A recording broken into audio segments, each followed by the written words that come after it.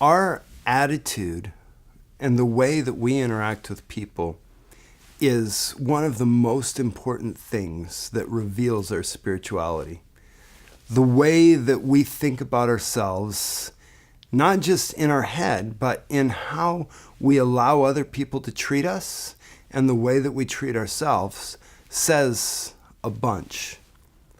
I have constantly held on to this understanding of being a servant. It's one of the values that I have, that I've worked very hard to keep in my heart. And it's not always easy, because we don't always like to think of ourselves as a servant. And when you think of yourself as a servant, you end up doing work, and sometimes you just would prefer not to. But I've had multiple times where I've been at churches and I'm there to teach at a conference or at a seminar, and the things need to be set up, whether it's not ready yet. So I've gotten there early, I've gotten my piece set up, and they're moving chairs around, or they're getting things around and just working, doing stuff. And I go to help out, and they're like, oh, no, don't you need to, go pray or something? You don't need to help us. And yes, there's a time when I actually do need to prepare. And when I need to prepare, I need to take that time to prepare. I need to prioritize that. But this was not that type of an issue. This was them thinking, oh, wait a second, this is the speaker. Let's not have him have to do anything. We should be doing this. He shouldn't be bothered with these little jobs. And that is not a healthy mindset. It's not their problem, it's my problem, because it'd be very easy for me just to let that go. And well, I mean, they say that they don't want my help, I can go do. But no, you actually have to step in. You actually have to assert yourself as a servant. No, I can help. No, it's not a big deal, we can do it. Well, yeah, but I can help. And having that place of just doing what needs to be done, it's so important, because it reveals what you really believe about yourself.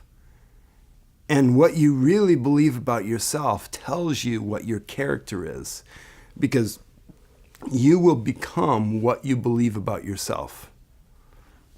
So essential. I had an encounter a number of years ago that has marked me, and it's one of the reasons why this is such an important principle to me. I was in prayer, and suddenly I was in a visionary experience. And in this visionary experience, I was in what I just knew was a room in heaven. Whatever that means, that's what I understood in this experience. And I saw these people, and I knew that they were angels, and they were just setting up tables and chairs.